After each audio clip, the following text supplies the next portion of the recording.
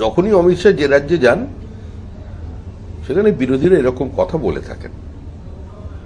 মুখ্যমন্ত্রীর ছোট ভাই অরবিন্দ কেজরিওয়াল তিনিও দিল্লিতে এ ধরনেরই বক্তব্য রেখেছিলেন এবং একমাত্র দল যারা ঝাঁপিয়ে পড়েছিল কেজরিওয়ালকে বাঁচাতে, তাদের পরিণতি কি হয়েছে সেটা জানা। যত আক্রমণ বাড়বে তত পশ্চিমবঙ্গে বিজেপির প্রাপ্ত ভোটের শতাংশ বাড়বে।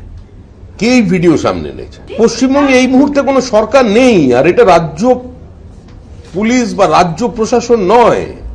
15 বছর পশ্চিমবঙ্গের শাসন ক্ষমতায় থেকেও তৃণমূল কংগ্রেস এটাকে পশ্চিমবঙ্গ রাজ্য সরকার বানাতে পারেনি। এটা তৃণমূল কংগ্রেস সরকার থেকে গেছে, আর এখনো সম্পূর্ণভাবে মুখ্যমন্ত্রী নিয়ন্ত্রণ হারিয়ে ফেলেছেন প্রশাসনের উপরে। তো স্বাভাবিকভাবেই মুখ্যমন্ত্রীর বক্তব্যের বিপরীত অবস্থানে গিয়ে পুলিশ বক্তব্য রাখছে। যাবার বেলা এরকম হয়, এগুলোই বেলা শেষের নিদর্শন।